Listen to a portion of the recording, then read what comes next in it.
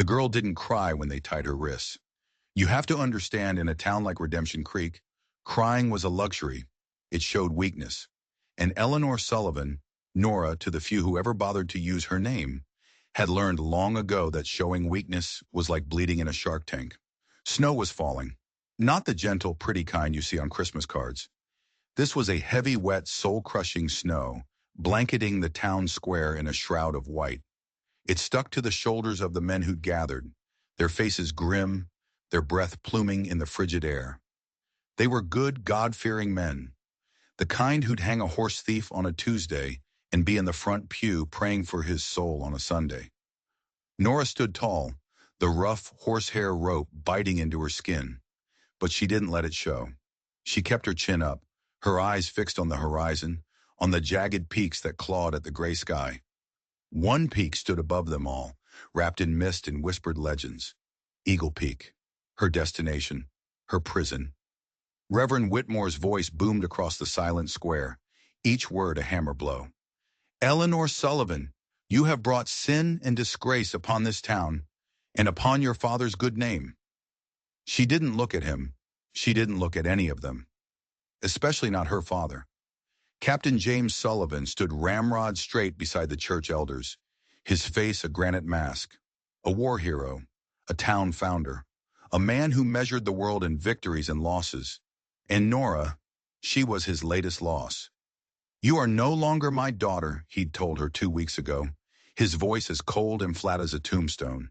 He hadn't looked at her then, and he wasn't looking at her now. The Reverend's voice dropped, laced with a venomous pity.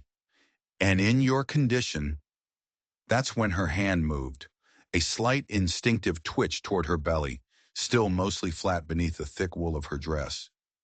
5 months. The midwife had whispered the number like a curse before showing her the door. A child without a name, a sin made flesh. And in Redemption Creek, there was only one place for a woman like her. From the edge of the crowd, a stooped figure shuffled forward. Old Martha Blackwood. Her spine was a question mark. Her eyes were milky with age, but she saw things others didn't. Her voice, a dry rasp, cut through the hush. You're the third girl, she croaked, her words carrying in the unnaturally still air. A shiver, colder than the falling snow, went through the crowd. They all knew the stories. 2 other girls, fallen women, sent to Eagle Peak over the years. Sent to the man who lived there. Neither had ever been seen again. Martha's cloudy eyes found Nora's. Her fingers, gnarled like old roots, clutched at Nora's sleeve. Like the others before you, she whispered, a secret just for them. The mountain will keep you. But then she leaned closer, her breath smelling of licorice and something ancient, like damp earth. The mountain remembers what the town forgets, she rasped. Your mother's blood runs deeper than your father's shame. Before Nora could ask what she meant, Sheriff Henry Wade was there, gently pulling her away. Wade was a weary man, a man who'd seen too much in the war and had been trying to forget it ever since. This doesn't sit right, he'd muttered earlier, only to be silenced by the Reverend's glare. Now his face was a study in resignation. The Reverend closed his Bible with a sharp thud that echoed like a cell door slamming shut. Eleanor Sullivan will be delivered to Eagle Peak, to the keeping of the one who dwells there. May God have mercy on her soul, the crowd murmured. The man of Eagle Peak, a ghost, a devil, a deserter driven mad by solitude. The stories were as wild and tangled as the woods on the mountain itself. Nora had never believed them, but now, as Sheriff Wade cut her bonds from the post, only to retie them to his saddle, she felt a cold knot of fear tighten in her gut. What truth was waiting for her up there? The sheriff helped her onto his horse, then mounted behind her. He nudged the animal forward, and the crowd parted like the Red Sea. As they rode out of the square, Nora risked one last look back. Her father, Captain Sullivan, was already walking away, his back as rigid as his pride, his boots crunching in the fresh snow. He didn't look back, not once. The town fell away behind them, swallowed by the snow and the silence. The trail began to climb, winding up into the foothills of Eagle Peak.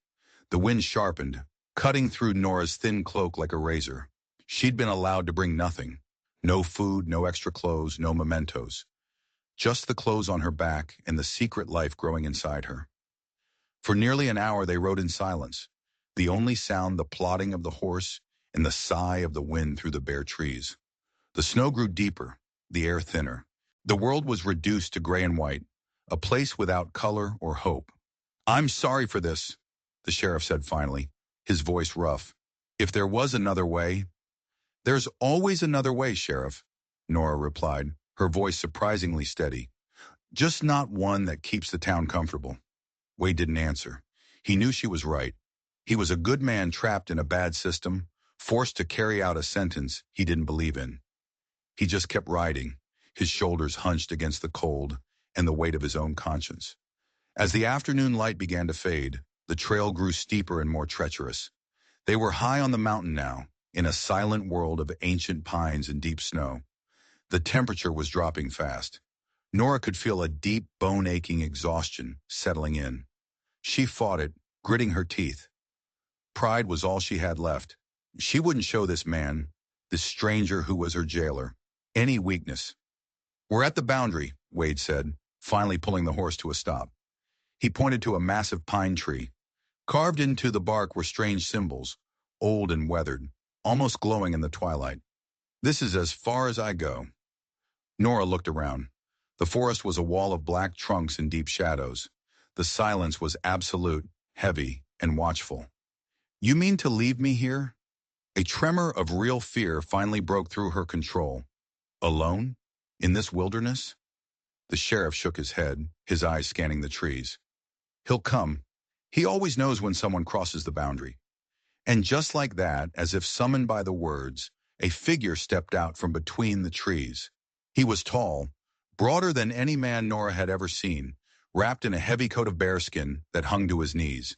His hair and beard were long and black, shot through with streaks of gray, covering most of his face. He carried a long rifle, but he held it loosely like a walking stick, not a weapon. But it was his eyes that held her. They were pale, almost colorless, like a winter sky, and they missed nothing. Sheriff Wade let out a breath he seemed to have been holding. "Nathaniel," he said, a simple nod of acknowledgement. The mountain man, Nathaniel, said nothing. His pale eyes moved from the sheriff to Nora, his expression unreadable. There was no surprise, no anger, just a deep, weary resignation. "Another one?" he asked at last. His voice was a low rumble, rough from disuse, like stones grinding together. Wade nodded, dismounting and helping Nora down. Her legs, stiff and numb, almost buckled. She swayed, catching herself on the saddle. She would not fall, not in front of him. "The town council's decision," Wade said, as if that explained everything. "She's in the family way." Nathaniel's expression didn't change, but something flickered in those icy eyes. A spark, not of pity, but of something harder. Something that looked a lot like anger. "Does she have a name?" he asked, his gaze still on the sheriff, not on her. "Eleanor Sullivan," Wade replied. "Captain Sullivan's daughter." And that's when it happened. The mountain man's head snapped up. His gaze locked onto Nora, truly seeing her for the first time. The air crackled with a sudden, sharp tension. He repeated the name, his voice no longer just a rumble, but a blade cutting through the frozen air. "Sullivan." Nora felt a chill that had nothing to do with the snow. Why did her name, her father's name, cause such a reaction in this wild man? She straightened her shoulders, meeting his intense stare. "I prefer Nora." He studied her for a long, silent moment. The world seemed to hold its breath. Then he gave a single, curt nod. He stepped forward, his eyes never leaving hers, and held out a large, calloused hand. Not for her, but for the rope that bound her wrists. Wade hesitated. You'll look after her?" "Better than your town did," Nathaniel replied, his voice flat, devoid of emotion. He took the rope from the sheriff's hand, and then he did something that shocked them both. He untied her. With surprising dexterity, his large fingers worked the knots, and the horsehair rope fell away into the snow. Nora rubbed her chafed wrists, staring at him. "She won't run," Nathaniel said, answering the unasked question on the sheriff's face. "There's nowhere to go, And the wolves are hungry this winter. Wade looked like he wanted to say more, but he just swallowed, tipped his hat to Nora, Miss Sullivan, and swung himself back onto his horse. Without another word, he turned the animal around and disappeared back down the trail, a retreating shadow in the deepening gloom. And then she was alone, alone in the vast, silent wilderness with a man they called a devil. "Can you walk?" he asked. "Yes," she said, her voice a little breathless. "Then follow me," he commanded, "and step where I step. Night comes fast on the mountain." He turned and melted into the trees, moving with a silent, surprising grace for such a big man. Nora took a deep breath, the frigid air burning her lungs, and followed him into the darkness. Pride was all she had left, but as she took her first stumbling step into the deep snow, she had a terrifying thought. Maybe pride wasn't enough. Maybe up here, pride was just another thing that could get you killed. The forest closed in around them, swallowing the last of the light. The only sounds were their crunching footsteps and the distant, lonely howl of a wolf. And Nora realized with a sudden, sickening lurch that old Martha might have been right. The mountain was going to keep her. The only question was, for how long and in what condition? The walk to the cabin was a brutal test. Every step was a battle against the deep, clinging snow and the searing cold that had settled deep into her bones. Her lungs burned. Her legs screamed. More than once, dizziness washed over her, and she had to stop, leaning against the rough bark of a pine tree, gasping for air. She was determined not to show weakness, not to ask for help, but she could feel her strength failing. During one of these desperate pauses, she looked up and found him watching her. Nathaniel. He'd stopped a few yards ahead, his broad silhouette a dark shape against the snow. His expression was unreadable in the twilight, but he wasn't impatient. He was just watching, waiting. "How much farther?" She managed to gasp, her words turning to frost in the air. "Not far," was all he said. But when he started walking again, his pace was slightly slower, a small, unspoken concession. Nora gritted her teeth and forced her body to obey, focusing only on the dark shape of his back, on placing one foot in front of the other. One step, then another. It became a mantra, a prayer. Just when she was sure she couldn't take another step, that she would simply lie down in the snow and let the cold take her, they broke through the trees into a small clearing. And there it was, a cabin. It was sturdily built of thick logs with a stone chimney that breathed a thin curl of smoke into the starry sky. It wasn't a monster's lair. It looked solid, safe, warm. Nathaniel pushed the door open without a word and gestured for her to enter. The moment she stepped inside, a wave of warmth washed over her, so intense it was almost painful. The sudden change made her realize just how deeply, dangerously cold she had become. The room was dim, lit only by the soft orange glow of a fire burning in a large stone hearth. "Sit," Nathaniel said, pointing to a simple wooden chair near the fire. Nora practically fell into it, her legs finally giving out. She stretched her numb, aching hands toward the flames, a wave of gratitude so strong it almost brought her to tears. As her eyes adjusted, she took in the room. It was a single large space, but it was nothing like she'd imagined. It was clean. It was orderly. Bunches of dried herbs hung from the ceiling beams, filling the air with a faint, pleasant scent. One entire wall was lined with shelves, crammed with books, so many books, and glass bottles of all shapes and sizes. A neat bed with a thick pile of furs stood in one corner, a table with two chairs in the center. This wasn't the den of a madman. It was the home of a scholar, a hermit, a man who valued order in his isolation. Nathaniel moved about the cabin with a quiet efficiency, hanging his bearskin coat on a peg, setting his rifle in a rack on the wall. He added a log to the fire, sending a shower of sparks up the chimney. Then he went to a black iron pot hanging over the coals. He lifted the lid, and the rich, savory smell of stew filled the room. Her stomach clenched with a hunger so sharp it was a physical pain. Without a word, he ladled a generous portion into a wooden bowl, added a thick slice of dark bread, and set it on the table. "Eat," Pride, that stubborn, useless companion, made her hesitate. I don't need your charity. He looked at her, his pale eyes reflecting the firelight. For a second, she thought she saw the corner of his mouth twitch. It's not charity, it's survival. Eat or don't, I won't force you.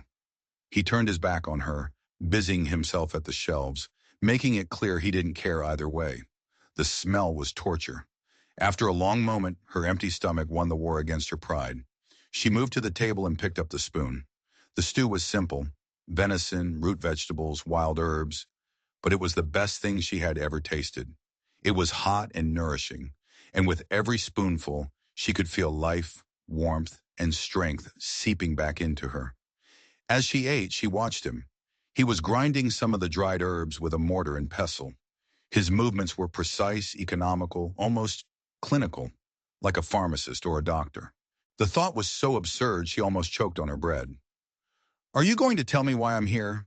She asked, her voice stronger now, bolstered by the food. He didn't look up from his work. You know why you're here. Your town didn't want you anymore. And you just take in all their unwanted? She pressed. This time the corner of his mouth definitely turned up in what might have been a smile, but it held no humor. Someone has to. What happened to the others? She asked, the question that had been haunting her since she'd left the town square. The other girls they sent here. He paused his grinding, the silence stretching out. They moved on, he said finally. When they were ready, went west, where no one knew their names or their stories. You helped them? I helped them survive, he corrected. The rest was their choice. Nora processed this. He wasn't a monster who devoured young women. He was a ferryman, a guide to a new life. It was so much a stranger, so much more complex than the stories. And what will happen to me? Now he looked at her, his pale eyes locking with hers across the small room. That depends on you. And on the child. His gaze dropped for a fraction of a second to her belly before returning to her face. There was no judgment in it, just a calm, frank assessment. For now, you need to rest. The bed is yours. She glanced at the comfortable-looking bed in the corner. Where will you sleep? He nodded toward a large bearskin rug laid out near the hearth. I've slept in worse places. He turned back to his herbs, the conversation clearly over. Nora was exhausted, every muscle in her body aching. She rose from the table and went to the bed.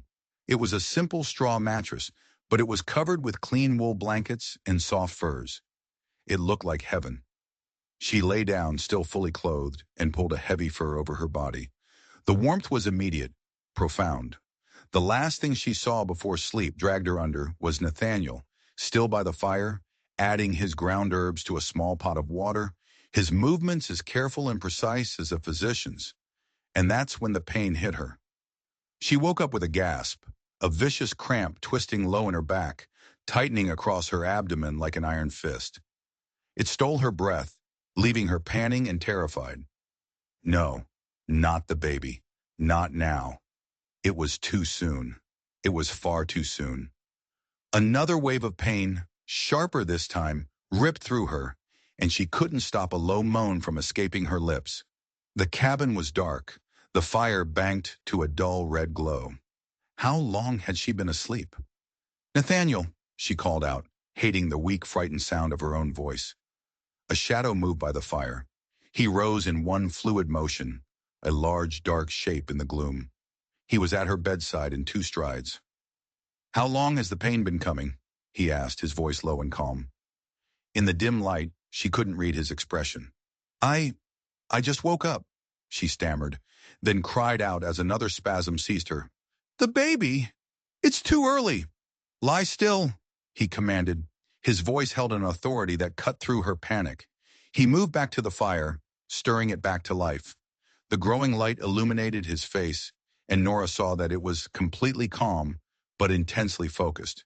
He returned with a cup in his hand. Drink this. The liquid was warm and intensely bitter, but she drank it without question, desperate for any relief. Am I going to lose the child? She whispered, voicing her deepest, most primal fear. His pale eyes met hers, and they were steady, reassuring. Not if I can help it. He gently pulled back the fur that covered her and placed a hand on her abdomen. His touch was firm, professional. She flinched instinctively at the contact from the stranger. "I was a doctor," he said, his voice quiet, matter-of-factly answering the question in her eyes. "Before the war." The statement was so stunning, so completely at odds with everything she thought she knew about him, that for a moment she actually forgot the pain. A doctor? The mountain devil? The mad hermit? Was a doctor? It made no sense. And yet, it made perfect sense. The books, the herbs, the precise movements, the calm authority. "A doctor?" she repeated, dazed. He nodded, his attention already elsewhere, his fingers pressing gently on her belly, assessing. "The pain. Is it constant, or does it come and go?" "It comes in waves," she said, wincing as another one started to build. He nodded again, as if confirming a diagnosis. "How far along are you?" 5 months. Maybe a little more." He frowned. "When did you last eat before the stew I gave you?"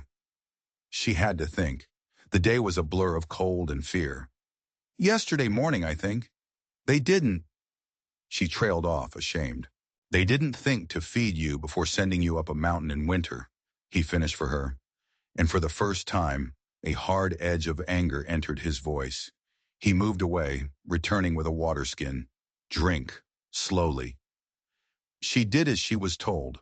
The herbal tea was already starting to work, dulling the sharp edges of the pain, making it feel more distant. "Your body is protesting its treatment," Nathaniel said, his back to her as he worked at the fire, adding more herbs and powders to a small pot. "Stress, cold, hunger, exhaustion, they are all enemies to a woman in your condition." He turned back to her, his expression resolute. "You're not losing the child tonight," he said, with a quiet certainty that was more comforting than any gentle platitude. "Rest. Drink when I tell you to drink. Eat when I tell you to eat." For the first time since she'd been cast out, Nora didn't bristle at being told what to do. She relinquished control, putting her life and the life of her unborn child into the hands of this strange, enigmatic man, the disgraced doctor, the hermit of Eagle Peak. As the long, dark night wore on, he tended to her with a calm, tireless efficiency.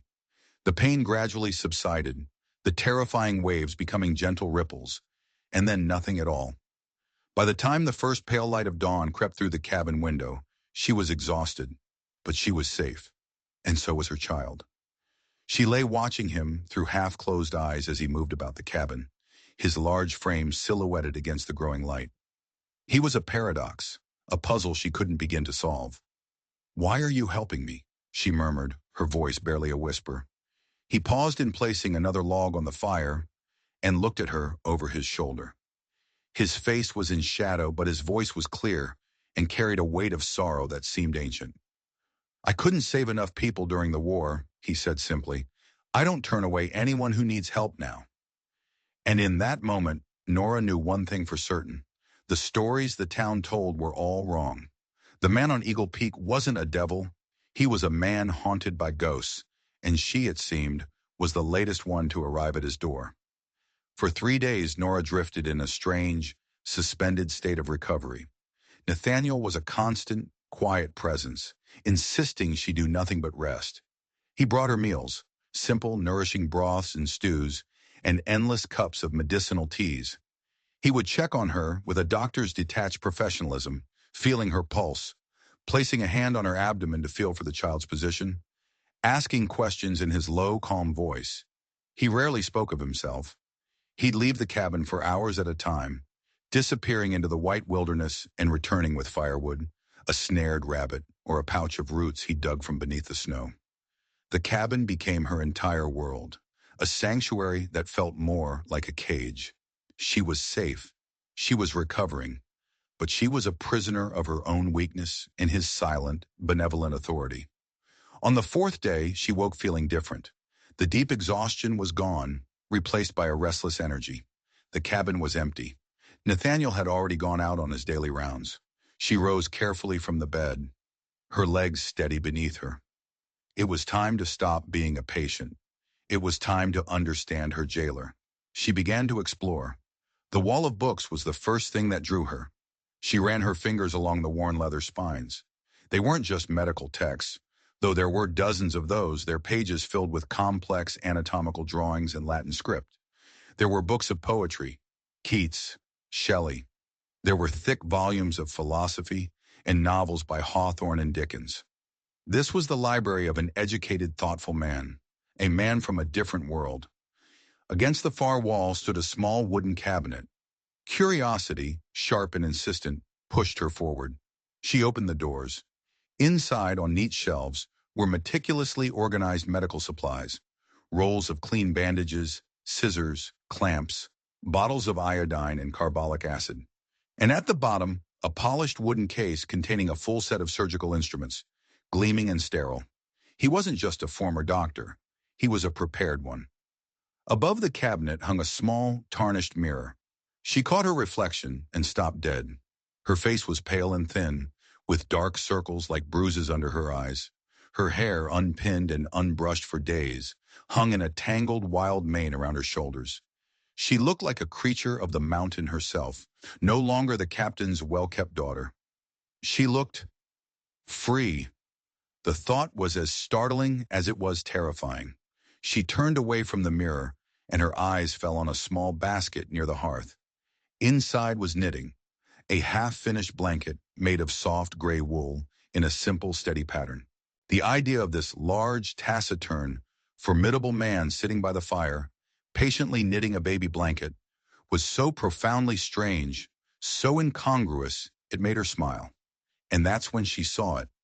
On a small, low shelf near the head of the bed, almost hidden in the shadows, sat a carved wooden box. It was beautiful, the dark wood intricately carved with swirling patterns of leaves and birds. Beside it lay a woman's hairbrush, made of silver and boar bristles.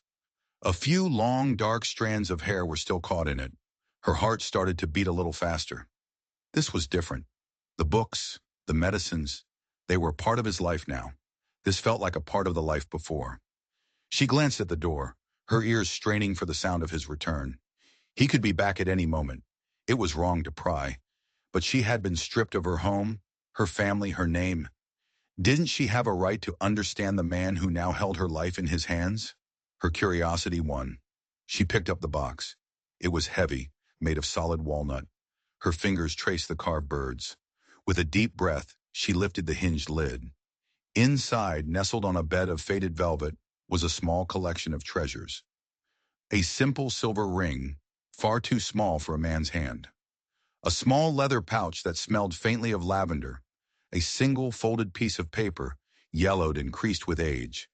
And underneath it all, a daguerreotype photograph in a simple oval frame. With trembling fingers, she lifted the photograph. It was a portrait of a young woman, her dark hair swept up in a style from 20 years ago. Her expression was serious, her gaze direct, but there was a softness around her mouth, a hint of a smile she was holding back. A quiet strength radiated from the faded, silvery image. But it was her face that made Nora's breath catch in her throat. The high cheekbones, the shape of her eyes, the curve of her lips. It was like looking in a mirror. A slightly older, more serene version of herself. But the resemblance was absolute, undeniable. It was her face. With a shaking hand, she turned the frame over. On the back, written in elegant, sloping script, were 2 words and a date. Sarah Sullivan, 1851. Sullivan. The name hit her like a physical blow. She almost dropped the frame. It had to be a coincidence. It was a common name, wasn't it? It had to be. But her mind reeled, grasping for an explanation that wasn't the impossible one staring her in the face. Old Martha's cryptic words echoed in her head. Your mother's blood runs deeper than your father's shame. Her mother's name had been Sarah. The cabin door creaked open, letting in a blast of frigid air and a swirl of snow. Nora spun around, the photograph still clutched in her hand. Nathaniel stood in the doorway, his arms loaded with firewood. His pale eyes went from her face to the open box, to the photograph she was holding, and his expression, for the first time since she'd met him, turned to ice. That is not yours to touch, he said. His voice wasn't loud, but it was colder and sharper than the winter wind. It cut right through her. She stood her ground, her heart hammering against her ribs like a trapped bird.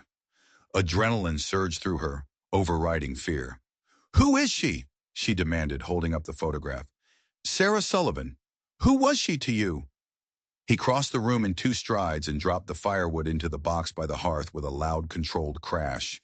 He didn't look at her. "Put it back." "No." Her own voice shook, but she didn't care. "I have a right to know. Is she related to me?" His jaw tightened, a muscle jumping in his cheek. "Put it back," he repeated, his voice dangerously low, "or you can spend the rest of the night outside." The threat was real. She knew he meant it. With a final, lingering look at the face that was so like her own, she reluctantly placed the photograph back in the box and closed the lid. But she wasn't done. "She looks like me," she said quietly. He said nothing, busying himself with the fire. The silence stretched, thick with unspoken secrets. Finally, without turning around, he spoke. "Your mother's name was Sarah." It wasn't a question. "Yes," Nora breathed, watching his broad back. "She died when I was born. That's what my father always told me." His shoulders tensed. "Many women die in childbirth." "And many don't," she shot back. "What aren't you telling me? Why did you react when the sheriff said my name? You recognized it. Sullivan." He straightened and turned to face her, his expression a cold, impenetrable mask. "Nothing that would help you now. I'm carrying a child alone in a cabin on a mountain with a stranger who keeps a picture of my identical twin." Her voice rose, cracking with desperation. "I think I deserve some truth." For a long, agonizing moment, he just stared at her, his pale eyes searching her face. Then a long, slow breath escaped him, like a man surrendering after a long battle. It was a sound of profound weariness. "Sarah Sullivan," he said at last, his voice rough with emotion he was trying to suppress, "was my wife." The floor seemed to drop out from under her. Nora stumbled back and sat heavily on the edge of the bed, her mind reeling. His wife? Then it was a coincidence. A cruel, impossible coincidence. "But then, she isn't your mother," Nathaniel said, his voice flat, as if reading from a textbook. "The resemblance is a coincidence." "You're lying," Nora whispered, the certainty hitting her with the force of a revelation. It wasn't a coincidence. Nothing about this was a coincidence. Old Martha knew something. The way he'd reacted to her name. "Stop lying to me!" Her shout was raw, torn from her throat. "I have nothing left. No home, no family. At least give me the truth." He turned away from her, walking to the single window and staring out at the falling snow. The silence returned, heavier than before. When he finally spoke, his voice was so low she had to strain to hear it over the crackle of the fire. "I knew your father during the war. Captain James Sullivan." Nora's eyes widened. He'd served with her father? "He was ambitious," Nathaniel continued, his gaze lost in the swirling snow. "The kind of officer who survives wars and prospers after them." He paused and the air grew thick with unspoken history. "And yes, I knew your mother too." He turned from the window to face her, his eyes locking onto hers. He delivered the next words with the precision of a surgeon making a fatal incision. "I delivered you." Nora just stared, her mind unable to process the words. "What?" "12 years ago," he said, his voice a low monotone, as if reciting a story he'd told himself 1,000 times. "There was a snowstorm much like this one. Your mother was having a difficult labor. The town doctor was drunk. I was still practicing then, for those who couldn't afford better." "But, my mother died," Nora repeated numbly, the lie she'd lived with her entire life crumbling around her. "In childbirth." A flicker of something, pity, maybe sorrow, crossed his face. "No, Nora," he said gently, and the gentle tone was more shocking than anything else. "Your mother didn't die that night." The world tilted. She gripped the edge of the bed, the rough wood digging into her fingers, anchoring her to this new, terrifying reality. "But my father—" "Your father said what was convenient," Nathaniel cut in, his voice hardening again. "Sarah, your mother survived the birth. You were small but healthy, but the labor was difficult. It damaged her." The doctor, once he sobered up, confirmed it. She wouldn't be able to have more children. The pieces began to slam into place in Nora's mind, forming a picture of unimaginable cruelty. And my father, he wanted a son, she whispered, an heir. Nathaniel gave a single, grim nod. By spring, he had declared her dead. He built her a gravestone in the churchyard and started looking for a new wife, one who could provide him with the son he craved. But what happened to her? Nora's voice cracked, the question a raw plea. What happened to my mother? He was silent for a long moment, the only sound the hiss of the fire. She came here, he said finally. To me. She had nowhere else to go. No family to take her in. Her own husband had declared her a ghost. So I helped her. You helped her leave, Nora breathed, understanding dawning. Like the other girls. I helped her start a new life, he corrected. Far away, west. Somewhere his power and his lies couldn't reach her. Somewhere she could raise her daughter in peace. His daughter. The words hung in the air. Nora's head snapped up, her heart pounding a frantic, painful rhythm. Her daughter. But I'm here. I grew up with him. In that house. A spasm of genuine pain crossed Nathaniel's face, so swift she almost missed it. He took a deep, shuddering breath. Your mother was carrying twins, he said quietly. You had a sister, Nora. Identical in every way. The air rushed out of her lungs. A sister, a twin, an entire other half of her own existence she'd never known. The photograph. It wasn't her mother, it was, your father took you? Nathaniel's voice was barely a whisper now, thick with an ancient grief. You were the firstborn, by a few minutes. He claimed you as his. He told Sarah if she ever came back, if she ever told anyone the truth, he would have her locked in an asylum for the insane. He would use all his influence, all his money. She had no choice. She had to run. She had to flee with your sister to save her. My sister, Nora said again, the words feeling alien in her mouth. What was her name? Hope, Nathaniel said, and the name was like a fresh wound. Your mother named her Hope. Tears she hadn't shed in the town square. Tears she'd refused to give her father, now burned hot behind her eyes. A sister she'd never met. A mother who hadn't abandoned her in death, but had been ripped away from her in life. Her entire existence was a lie, constructed by the man she called father. Why? She choked out, hating the small, broken sound of her voice. Why didn't she ever come back for me? She tried, Nathaniel said, his own voice thick with memory. 3 years later, she sent word. But your father had only grown more powerful. He threatened to hire men to hunt her down, to take Hope from her. He would have destroyed them both just to protect his lie. She couldn't risk it. She couldn't risk losing both her daughters. So she chose her, Nora said, a bitter, icy cold spreading through her chest. She chose Hope over me. No, Nathaniel said, his voice suddenly fierce, alive with a conviction that shook the room. Don't you ever think that. She didn't choose between you. Your father made the choice for her. She saved the ones she could, and she has grieved for the ones she lost every single day of her life. He strode across the room, retrieved the carved wooden box from the shelf, and brought it to her. He didn't hand it to her. He placed it gently in her lap, as if it were something sacred. He took your past, Nathaniel said, his pale eyes burning with an intensity she'd never seen. Don't let him poison your future, too. Nora stared down at the box, at the smooth, dark wood. This wasn't just a box of trinkets. It was her history, her truth. With trembling fingers, she opened it again. She pushed aside the photograph, the ring. She picked up the folded, yellowed piece of paper. The letter. She looked up at Nathaniel, a silent question in her eyes. He gave a single, sharp nod. Permission. She carefully unfolded it. The paper was worn soft at the creases, as if it had been read and reread 1,000 times. The writing was a beautiful feminine script. The ink faded but still clear. My dearest friend, it began.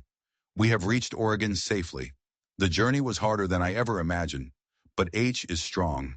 She grows more every day, and she looks so much like her sister. Sometimes my heart breaks all over again. Does N have the same laugh? Does she have the same stubborn streak? I see her in my dreams. I see you both, together, running in a field of wildflowers. I know it can never be. Jay's power is too great, his cruelty too deep. Better that one of my girls grows up free than to risk us all being caged. I can never repay you for what you did. You gave us a future. I pray you have found some peace on your lonely mountain. You deserve that and more. If fate, in its strange wisdom, ever brings my end to your door, please tell her. Tell her that not a single day goes by that I don't think of her, that I don't mourn the daughter I was forced to leave behind. Tell her she was loved. She is loved. She will always be loved. With all my gratitude, S. The tears finally came. Silent, hot tears that tracked down her dusty cheeks, dripping onto the brittle paper. Proof. Her mother's words. Her mother's love. Real. All of it, real. She's alive, Nora whispered, clutching the letter to her chest. My mother is alive. Yes, Nathaniel confirmed. And your sister, Hope, she's out there too. A mirror image of you, living a life you can't even imagine. Nora looked up at him, her vision blurred. She was seeing him for the first time, not as a hermit or a doctor, but as the keeper of her entire life story. The only person in the world who knew the whole truth. You knew, she said, the realization dawning. When they brought me here, when you heard my name, you knew who I was. Yes. Why didn't you tell me? She demanded, the shock giving way to a new wave of anger. Why did you keep it from me? His face was a mask of weary sorrow. And tell you what? That the father who cast you out was a liar and a monster? That you had a mother and a sister you could never reach? You were half frozen, weak, and in danger of losing your child. What good would the truth have done you then? It would have been the truth. The truth doesn't always set you free, Nora, he said, his voice heavy with experience. Sometimes it just gives you different chains. He looked at her, his gaze dropping to her belly. I decided to help you survive first. The truth could wait. And in the silence that followed, a new, terrifying question began to form in Nora's mind. A question that had nothing to do with the past and everything to do with the future. Her father had built his entire life, his reputation, his power, on a mountain of lies. And she, Nora Sullivan, was the one person alive who could bring it all crashing down. Does my father know I'm here? She asked, her voice barely a whisper. With you? Nathaniel's expression darkened. The town sends its outcasts to the mountain. They don't ask questions. To them, I am just a ghost. But if he found out? She pressed, the fear a cold knot in her stomach. If he knew I was with the one man who knows his secret, would he come for me? Nathaniel didn't have to answer. The look in his pale, winter sky eyes told her everything she needed to know. Her father wouldn't come to save her. He would come to silence her, forever. The days that followed were a strange new reality. The truth, instead of breaking her, had forged something new inside Nora. A core of steel. She wasn't just a victim anymore. She was a survivor, a sister, a daughter to a mother who loved her. And she had a purpose, to stay alive, for herself and for the child growing within her. The cabin, once a prison, became a school. Nathaniel, the reluctant teacher, began to show her the ways of the mountain. He wasn't a gentle instructor. He was direct, practical, demanding. He showed her which roots were safe to eat and which were poison. He taught her how to read the clouds gathering around the peak, to predict the weather. He made her maintain the fire, teaching her how to bank it at night so a single ember remained in the morning. A dead fire is a death sentence up here, he stated, his voice flat. There was no room for error. The mountain didn't forgive mistakes. He spoke more freely now, the dam of secrecy broken. He still didn't talk much about the war or the specifics of what had driven him from the world. But he answered her questions about her mother. He told her stories of Sarah's fierce spirit, her love for the wild places. He described the night of the birth, the impossible choice she had to make. Each story was a piece of a puzzle, forming a picture of the woman Nora had never known. As her body healed, it also changed. Her pregnancy was obvious now, a clear, round swell beneath her worn dress.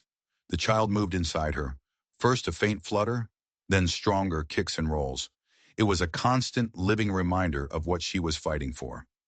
"The child is strong," Nathaniel commented one evening, after checking her pulse with his doctor's touch. "Growing as it should." "What happens when it comes?" Nora asked, the question that was always hovering in the back of her mind. "Will I stay here? Will you send me west, like my mother?" He paused, his hands stilling in the task of cleaning his rifle. "That will be your choice," he said finally. "But the mountain is no place to raise a child, and a town that cast out the mother is no place for the daughter." He looked at her, his expression serious. "We will find a way. I will help you." It was a promise, simple, unadorned, but as solid as the granite of the mountain itself. As January bled into a deep, frozen February, the snow piled up in massive drifts against the cabin, isolating them completely from the world below. Their lives fell into a rhythm dictated by the sun and the storms. Nathaniel would hunt and trap. Nora would cook, mend, and organize the vast collection of herbs that were his wilderness pharmacy. It was during one of these quiet afternoons, while organizing a shelf of dried plants, that she found it. Tucked away behind a row of glass jars was a small leather-bound journal. It wasn't the hidden box of secrets. This was out in the open, simply overlooked. His journal. Her first instinct was to put it back. She had already violated his privacy once. But this felt different. This wasn't a box of memories. It was a record of his life here. His life with her. She opened it to the first page. The handwriting was sharp, precise. A doctor's script. The first entry was dated the day after she arrived. "She is Captain Sullivan's daughter. The irony is a bitter poison. The mountain sends me ghosts, and now it has sent me his. She has her mother's eyes, her mother's fire. I fear for her. The town may have cast her out, but the captain will not suffer a loose end, a living reminder of his lie. I must keep her safe. It is the last debt I owe to Sarah." She flipped through the pages. The entries were short, factual, devoid of emotion. Day 4. The fever broke. The child is still viable. She asked about the others. I told her they moved on. A half-truth is sometimes the kindest lie. Day 10. She found the box. The truth is out now. The telling of it was like opening an old wound. She has her mother's strength. She will need it. Day 30. She learns quickly. How to find fatwood, how to tell a storm front from a squall. There is a resilience in her the town never saw or never wanted to see. She kept turning the pages, her heart beating a little faster with each entry. She felt like a spy, reading his innermost thoughts. Yet she couldn't stop. And then she came to an entry from just a few nights before. Day 47. She asked what will happen when the child comes. I told her we would find a way. But the question lingers. The railroad surveyors will be here in the spring. The world is coming to this mountain. There is no running from it. I look at her, her belly swollen with new life, and I feel a stirring of something I thought long dead. Not just responsibility, not just debt, something more dangerous. Hope. I failed one Sarah Sullivan. I will not fail another. Nora closed the journal, her hands shaking slightly. He wasn't just protecting her out of a sense of duty to her mother. He was protecting her for her own sake, and in his lonely, broken world, she and her child had become a flicker of hope. The word resonated deep inside her, her sister's name, the one thing her mother had carried with her into the wilderness. That night a blizzard descended on the mountain. The wind howled like a hungry wolf, rattling the cabin's single window, piling snow in deep, sculpted drifts against the door. They were trapped, sealed in their small pocket of warmth against the fury of the storm. The power of the blizzard was terrifying, a raw, untamable force of nature. But inside, a strange peace settled between them. The storm outside made the small, warm space feel even more like a sanctuary. As they sat by the fire, the wind screaming outside, Nora found the courage to ask the question that had been burning in her since she'd read his journal. "Why did you leave?" she asked quietly. "The world, your practice, everything." He was silent for a long time, staring into the flames. The firelight carved deep shadows onto his rugged face. "I told you," he said, his voice low. The war. That's not the whole story, she said softly. It's never the whole story. He gave a short, bitter laugh. No, it's not. He picked up a piece of firewood, turning it over and over in his large hands. I was a surgeon, a major in the Union Medical Corps. I was good at it. Patching men up, sending them back to the front lines to be torn apart again. I saw things. Things a man should never have to see. After Antietam, the sheer scale of the slaughter, I started to question what I was doing. Was I healing? Or was I just oiling the gears of a great grinding machine of death? He fell silent again, the memory clearly playing out behind his eyes. I was stationed at a field hospital. Overrun. Not enough doctors, not enough beds, not enough morphine. We had to make choices. Impossible choices. This man lives, this one dies. We called it triage, a nice clean word for playing God. His voice was rough with self-loathing. There was a boy, a farm kid from Ohio, no older than 17. His leg was shattered. Gangrene had set in. The only way to save him was to amputate. But we were out of ether. I would have to do it while he was awake. Nora felt a knot of ice form in her stomach. He begged me not to, Nathaniel whispered, his gaze fixed on the fire. He said he'd rather die whole than live as a cripple. But his commanding officer, a man just like your father, full of righteous certainty, he ordered me to save him. An order. So I did it. I took his leg, while 4 men held him down. The memory of his screams. He shook his head, unable to continue. What happened to him? Nora asked, her voice barely audible. He died anyway, Nathaniel said, his voice flat and dead. Of shock and blood loss. I had followed my orders. I had done my duty. I had mutilated a boy for nothing. He threw the piece of wood into the fire, where it caught immediately, hissing and spitting. That night I walked away. From the hospital, from the army, from the whole damn civilized world that could create such a hell. I walked until I found this mountain, a place where the only screams were the wind. He looked at her then, his pale eyes raw with a pain that 12 years of solitude hadn't managed to erase. I came here to be alone with my ghosts.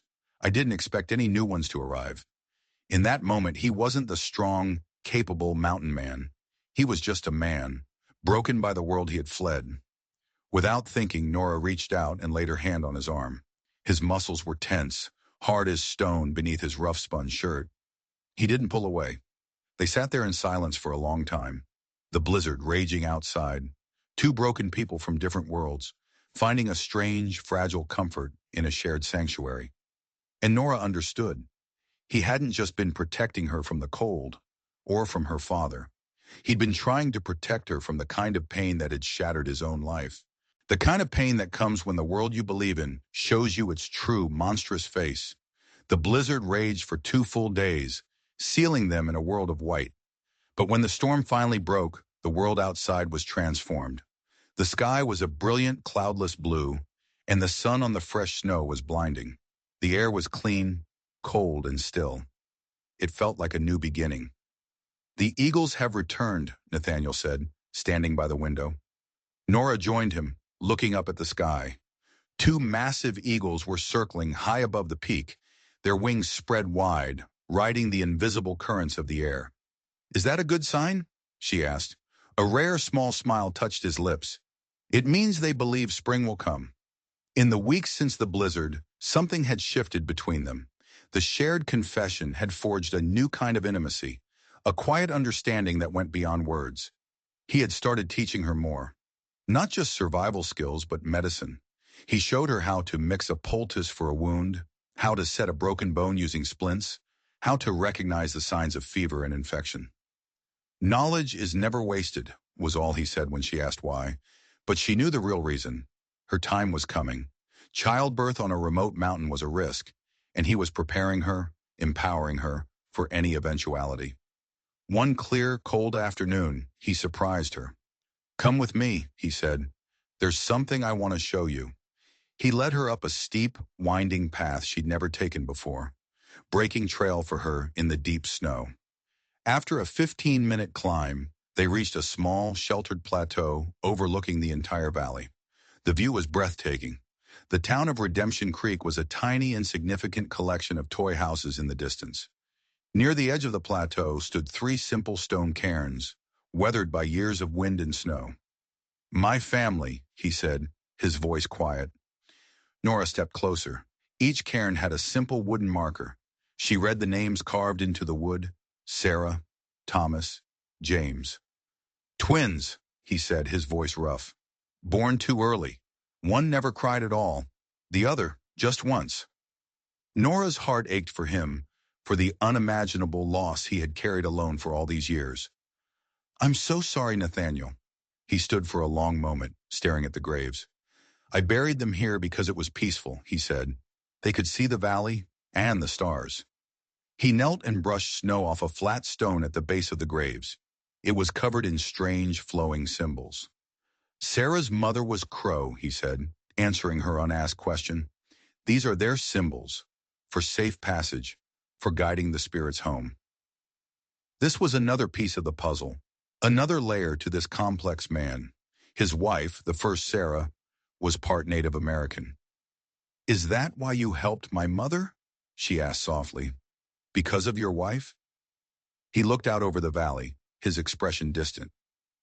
"I helped your mother because she needed help," he said. "But yes, seeing another Sarah Sullivan in danger, it wasn't a choice." He stood up, brushing the snow from his knees. "I brought you here because I made them a promise," he said, gesturing to the graves, "that I would not let grief turn me into something less than human. And because soon others will be coming for this place." Nora frowned. "Others?" "The Crow," he said, a new hard edge in his voice. "Sarah's people. They sent a messenger a few days ago, while you were sleeping. The railroad is coming through this valley. The government has pushed the Crow onto a new reservation, farther west. They're coming to move the graves, to take their daughter and grandsons with them." The news hit Nora with a surprising force. This place, this sanctuary, was about to be invaded. "What will you do?" she asked. "If the railroad comes?" He looked at the eagles still circling high above. "I'll do what I've always done," he said, his voice quiet but firm. "Help those who need it, and see you and your child to safety." He looked at her then, a promise in his pale eyes. "Whatever it takes." But as they started back down the trail, a new cold fear began to creep into Nora's heart. The world was coming to their mountain, and she knew, with a terrible certainty, that the world would not come alone. It would bring the past with it. It would bring her father and the lies, and the danger she had only just begun to understand. Spring was coming, but it wasn't a promise of rebirth. It felt like a warning. 2 days later they came. Nora saw them first. A line of 8 riders emerging from the trees at the edge of the clearing. They weren't a posse. They moved with a quiet, solemn purpose. They were bundled in a mix of army surplus coats and traditional hides, their long hair braided with leather and beads. They were the Crow. Nathaniel went out to meet them. At their head was an old man with a face like a weathered map, his expression noble and stern. This was Chief Gray Wolf, Sarah's father. The two men clasped forearms, a greeting of mutual respect between two worlds. After a few moments of quiet conversation in a language Nora didn't understand, Nathaniel led them into the clearing. Gray Wolf's dark, intelligent eyes settled on Nora, who stood nervously in the cabin doorway. He looked at her expanding belly and then at her face. A flicker of something, recognition, surprise, crossed his features. He spoke in heavily accented but clear English. "You have her face," he said. It wasn't a question. "I am Nora Sullivan," she said, her voice a little shaky. "He knows," Nathaniel said quietly from beside her. "I sent word with the messenger. I told him everything." Gray Wolf's gaze was intense, searching. "The man who was my son told me a white woman was here." He did not say she was another Sarah Sullivan. He looked from Nora to Nathaniel. "The spirits work in strange circles." With the chief was a woman with eyes as old as the mountain itself. Her name was Running Deer, the tribe's medicine woman. She approached Nora, her movements graceful and deliberate. She didn't speak English, but she placed a warm, dry hand on Nora's belly, her touch surprisingly gentle and knowing. She closed her eyes, murmuring something in her own tongue. She says the child is strong, Grey Wolf translated. A daughter. She kicks with the spirit of a warrior. He paused, his eyes meeting Nora's. Running Deer says you are the reason the spirits led us here in peace, and not in anger for the coming railroad. Your child, she is a bridge. Nora didn't know what to say. Before she could respond, Grey Wolf turned his attention to more practical matters. They had come to perform the ceremonies to move the graves of his daughter and grandsons. The work would begin the next day. They would camp in the clearing, sharing the space with its lone inhabitant. That evening, the clearing was transformed. Small campfires glowed in the twilight, the low murmur of the crow language a soft counterpoint to the hoot of an owl. Nora, at Nathaniel's urging, had shared their stew with Grey Wolf and Running Deer inside the cabin. Your mother, Grey Wolf said, his dark eyes fixed on her across the small table. She stayed with our people for a winter after she left this mountain, before she and the child Hope went farther west. You knew them? Nora breathed, leaning forward, hungry for any scrap of information. My sister? A wild spirit, the chief said, a faint smile touching his lips. A mirror of you, but raised in our ways. She learned to ride before she could properly walk. She has your mother's courage. Where did they go? Nora asked, her voice trembling. Are they safe? Oregon Territory, he said, where the great river meets the sea. They were well, the last we heard, but it has been 4 winters. 4 years. A lifetime. Long enough for anything to happen. Later, Running Deer sought Nora out. She led her to one of the tents, a space warm and fragrant with the smell of sage and cedar. The medicine woman gave her a small, bitter drink from a wooden bowl, miming that it was for the baby. Then she pressed a small object into Nora's hand. It was a pendant, carved from a smooth, dark stone, on a leather cord. She placed it around Nora's neck, her hands gentle. She leaned close, her ancient eyes looking deep into Nora's. She spoke a single, clear word in English. Hope! Nora's breath caught. Was she talking about her sister? But Running Deer shook her head and gently patted Nora's belly. She was giving a name to the unborn child. Hope, the same name her mother had given her lost twin. A legacy, a prayer, a circle, closing. Before Nora could process the weight of this moment, a shout from outside broke the quiet. A rider had just galloped into the clearing, his horse lathered and breathing hard. He was a young Crow Scout, and his face was grim. He spoke rapidly to Grey Wolf, gesturing wildly back down the mountain. Nathaniel appeared at the tent flap, his own face a thundercloud. What is it? Nora asked, her heart suddenly pounding with dread. Riders, he said, his voice tight. From town. 12 of them. Armed. Are they looking for me? She whispered, a cold fear gripping her. Grey Wolf answered, his voice hard as flint. They are not looking for you. They are looking for us. He turned to Nathaniel. The railroad agent is with them, and your sheriff, and the man you call Captain Sullivan. Nora's blood ran cold. Her father. Here. Now. They saw the crow crossing the valley, Nathaniel explained, his hand instinctively going to the rifle that leaned against the cabin wall. They think it's a raiding party. But that's insane. Fear is never sane, Nora, he said grimly, especially when there's money and land involved. He checked the action on his rifle. They'll be here by nightfall. The peaceful clearing was suddenly charged with tension. The Crow warriors began to move with a quiet, deadly purpose, checking their own weapons, securing their horses. This wasn't a social call. This was an invasion.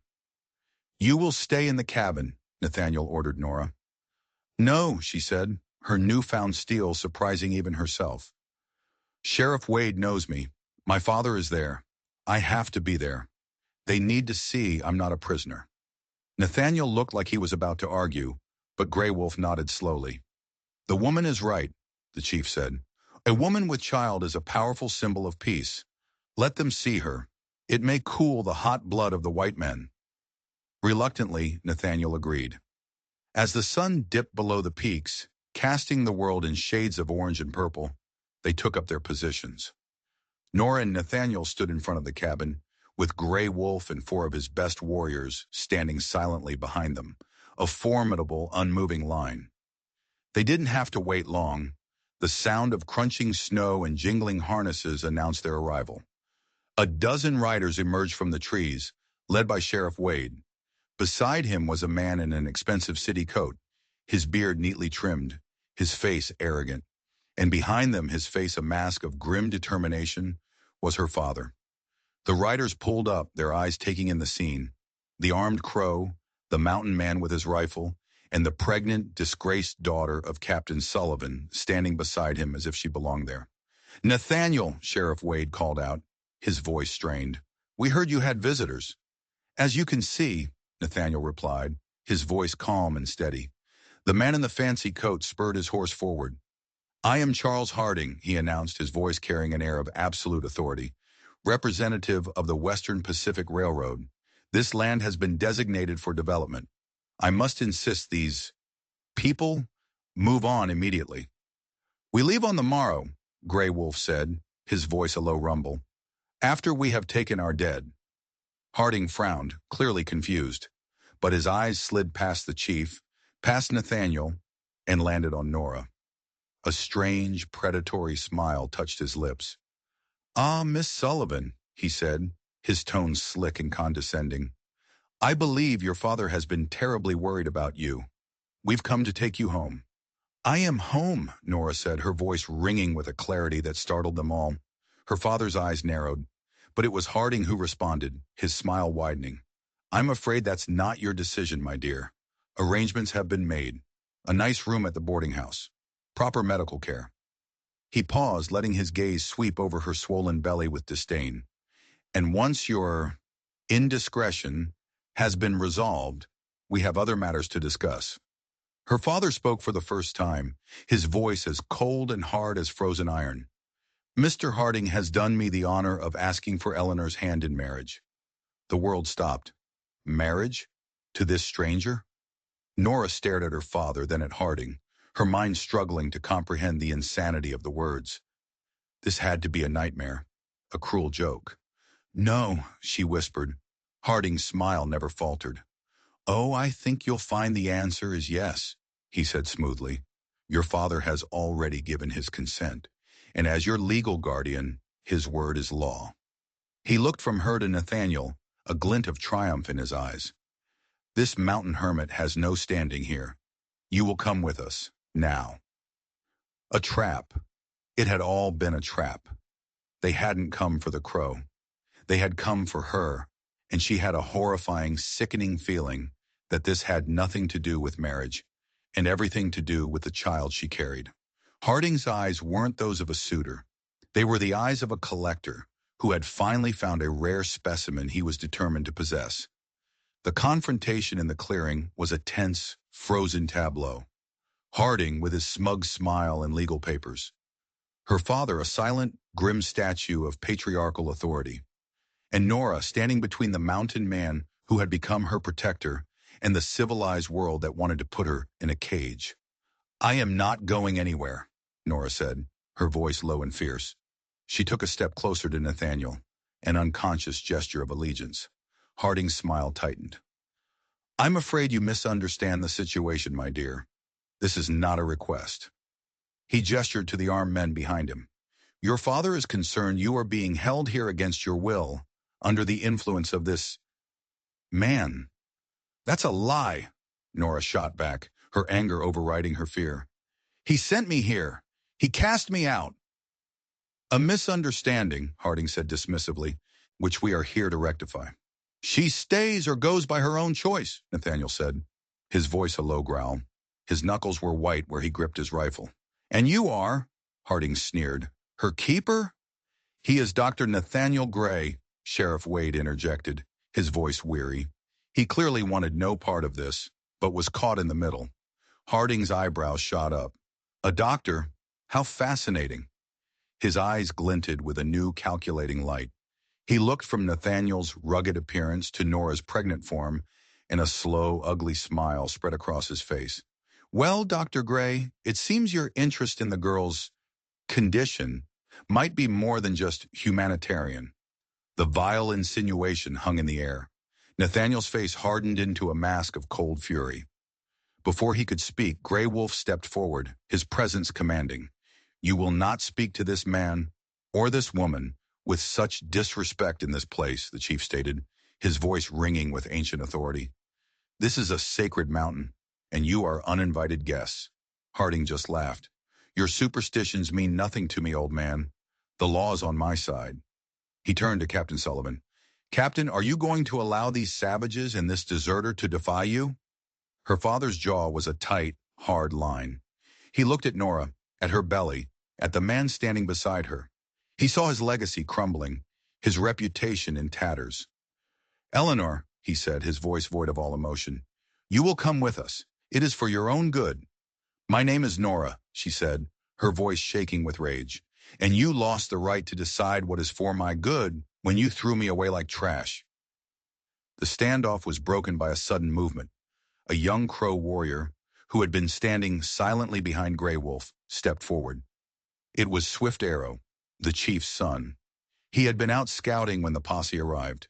He spoke rapidly to his father in their own tongue, his eyes wide with urgency. Grey Wolf listened, his expression growing darker with every word. When his son finished, the chief turned, his eyes burning with a cold fire, and looked directly at Charles Harding. "You lie," Grey Wolf said, his voice low and dangerous. "You do not want the woman. You want the child." Harding's smug composure finally cracked. A flicker of alarm crossed his face. "I don't know what you're talking about." "My son is a shadow in the woods," Grey Wolf said. "He heard you talking on the trail, you and the captain. You spoke of papers. Papers to have her declared insane, to have her locked away. And you spoke of the child. You said it was yours." Every eye turned to Harding. The air crackled with tension. Nora's heart felt like it was going to beat its way out of her chest. She looked at Harding, truly looked at him, trying to see past the beard, the expensive coat. And then she remembered, a warm summer night, a charming stranger in town, a surveyor, he'd said, a man named Edward Marshall, a man who had whispered promises to her under the stars, and then disappeared without a trace. "Edward," she whispered, the name a ghost on her lips. Harding's eyes snapped to hers. The mask was gone. In its place was the cold, triumphant look of a predator. "So you do remember me," he said smoothly. "Excellent. It simplifies things." "You're the father," Sheriff Wade said, his voice full of dawning horror. "In a biological sense, yes," Harding admitted without a shred of shame. "But this is not a matter of romance, Sheriff. It's a matter of science." "Science?" Captain Sullivan repeated, his face a mask of confusion. "What are you talking about? You said you wanted to marry her." Harding let out a cruel laugh. "And you believed me? You, a man who threw away his own wife for failing to produce a male heir?" "No, Captain. The marriage was a means to an end. The end is the child. It carries a unique genetic inheritance, a blend of your own Anglo-Saxon stock and its mother's latent adaptability." He gestured vaguely toward the Crow. "The Bureau has been tracking these bloodlines for years. We believe they are the key to creating a stronger, more resilient American. A perfect soldier. Your daughter was simply the vessel. Her child is the experiment." The monstrous truth descended on the clearing, silencing everyone. A government eugenics program, a human experiment. Nora wasn't a fallen woman. She was a broodmare, and her child wasn't a sin. It was a specimen. Her father stared at Harding, his face ashen, the full depth of his foolishness, his blind ambition, crashing down on him. You used my daughter." "For the good of the nation," Harding said, his eyes alight with a fanatic's zeal. "Now I have papers here, signed by your father, giving me full custody of both mother and child on grounds of mental incompetence. Sheriff, I suggest you stand aside." "I'll be damned if I do," Wade said, his hand moving to the pistol at his hip. But it was Nathaniel who moved first. He stepped in front of Nora, a solid wall of protective fury. "You will not touch her," he said, his voice a low promise of violence. "And you will not take her child." "You have no say in this, Doctor," Harding sneered. "That's where you're wrong," a new voice said. Everyone turned. It was Running Deer, the medicine woman. She had come from the camp and stood there, her ancient eyes burning with a fierce light. She held up a small braided leather cord. "In the eyes of our spirits," she said, her English slow but powerful, her gaze moving from Nora to Nathaniel. "And now in the eyes of your law, they are one." Sheriff Wade's eyes widened in understanding. He looked at Nathaniel, who gave a single, almost imperceptible nod. The sheriff took a deep breath. "He's right, Harding. I'm afraid your papers are invalid." He pulled a folded document from his own pocket. "Because as of sunrise this morning, Miss Sullivan ceased to exist. I'd like you to meet Mrs. Nora Gray. I married them myself." The bombshell hung in the frozen air. Husband and wife. Harding stared, his face contorting in a mask of pure rage. The trap had been sprung, but not on Nora. On him. His carefully laid plans, his scientific project, all of it was turning to ash. "This changes nothing," he shrieked, his voice cracking. "The child is bureau property." He reached inside his coat. "Gun!" Wade yelled. But before Harding could pull out his pistol, a shadow moved with impossible speed. Swift Arrow, Grey Wolf's son, launched himself from the side, tackling Harding and sending them both crashing into the snow. The pistol flew from Harding's hand. In the same instant, the Crow warriors surged forward, surrounding the stunned men from town. It was over in a second. No shots fired, no blood shed. Just a quiet, efficient display of superior strength.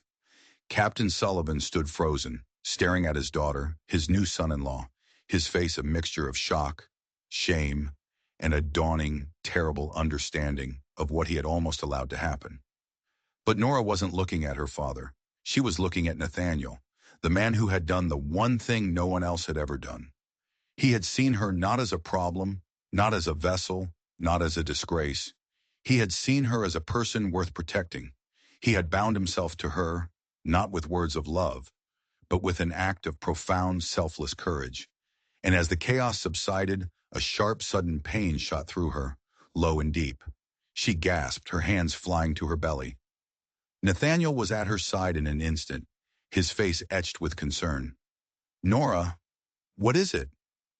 Another wave of pain, stronger this time, buckled her knees. She looked up at him, her eyes wide with a mixture of terror and awe. "Nathaniel," she gasped, and the words coming out on a rush of air. "I think the baby is coming." The world narrowed to the four walls of the cabin. Outside, Sheriff Wade and the Crow were dealing with Harding and his men.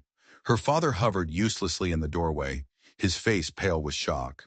But inside, a new primal battle had begun. Nathaniel was no longer the mountain hermit. He was the doctor. His movements were swift, sure, and commanding. "Get her on the bed," he ordered. "Running Deer, I need boiled water, clean cloths. Captain, if you want to be useful for the first time in your daughter's life, build up that fire. Now!" The sharp commands cut through the chaos.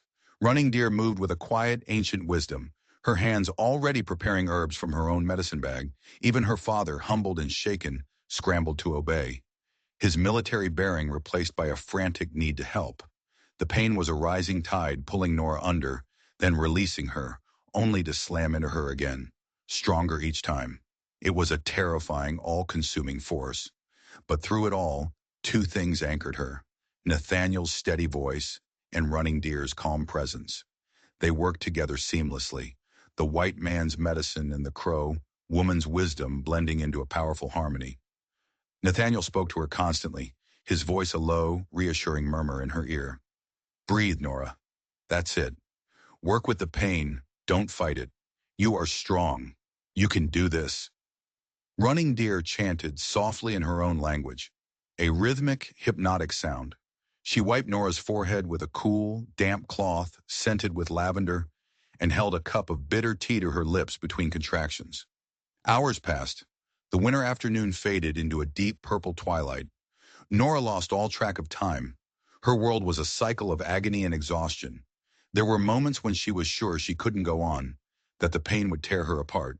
But every time she felt herself slipping, Nathaniel's voice would pull her back. "I'm here, Nora. We're here. You're not alone." He was her rock. His large, gentle hands guided her, supported her.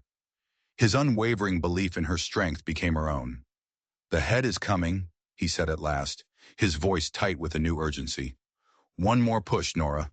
The biggest one yet. Give me everything you have." She gathered every last ounce of strength, every bit of will she possessed.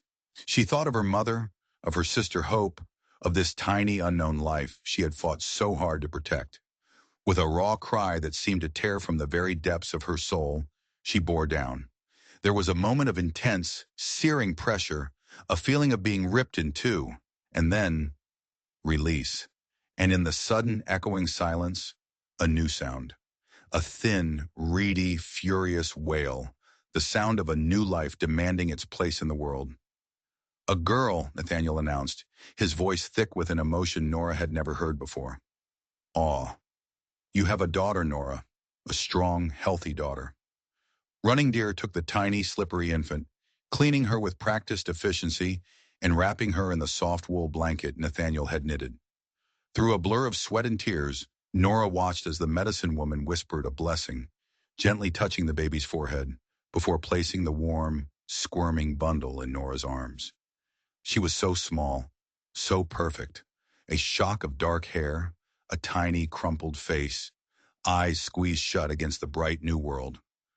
Nora touched a finger to her cheek, and the baby instinctively turned towards it, her tiny mouth rooting for her mother. Love, fierce and absolute, washed over Nora, erasing the memory of the pain, filling her with a sense of wonder so profound it left her breathless. Her father was standing by the bed, his face streaked with tears. "She's beautiful," he whispered, his voice choked. "Just like you were." He looked at Nora, his eyes filled with a storm of regret and shame. "Nora, Eleanor, I... would you like to hold her?" Nora asked, the words surprising her as much as they did him. He stared, then nodded dumbly, his hands trembling as he reached out. Nora carefully transferred her daughter into his arms. Captain Sullivan, the war hero, the unbending patriarch, looked down at the tiny granddaughter he had so callously dismissed, and he broke. A deep, shuddering sob escaped him. "She has your mother's eyes," he whispered. "I had forgotten." He didn't finish. He didn't need to. As twilight settled over the mountain, a deep peace fell upon the cabin.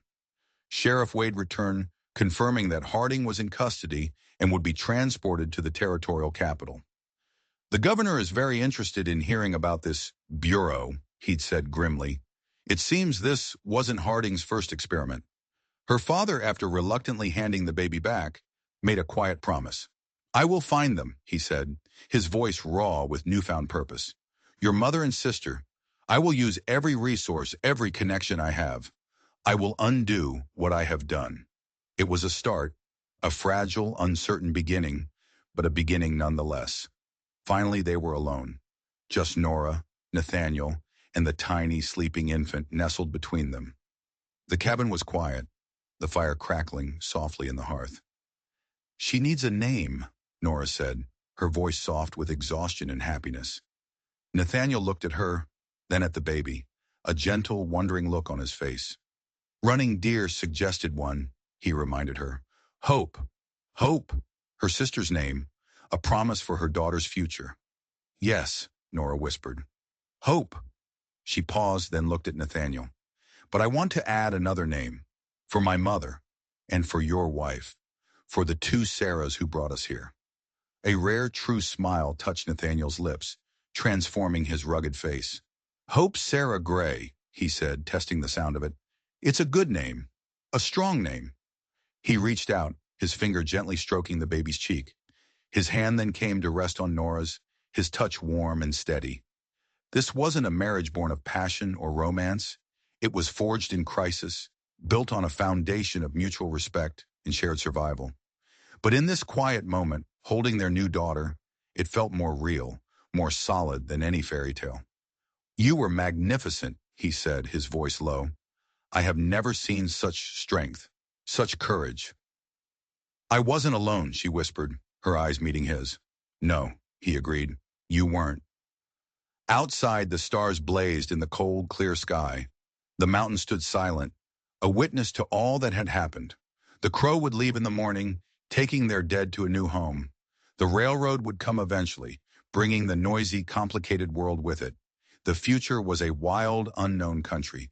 But looking at Nathaniel, at his steady, pale eyes that held no more ghosts, only a quiet promise. And looking down at the tiny, perfect face of Hope Sarah Gray, her daughter, Nora knew they would face it together. She had been sent to the mountain for her sins, banished to the wilderness to be forgotten. But she hadn't found punishment. She had found the truth. She had found a family. She had found a home. And in the deepest, coldest part of the winter, she had found hope. If you enjoyed this story of survival and uncovering dark secrets, make sure you hit that subscribe button and ring the notification bell. You never know what mysteries are waiting to be unearthed in the forgotten corners of the world, and you won't want to miss the next one. Let me know in the comments below, what would you have named the baby? Thanks for watching.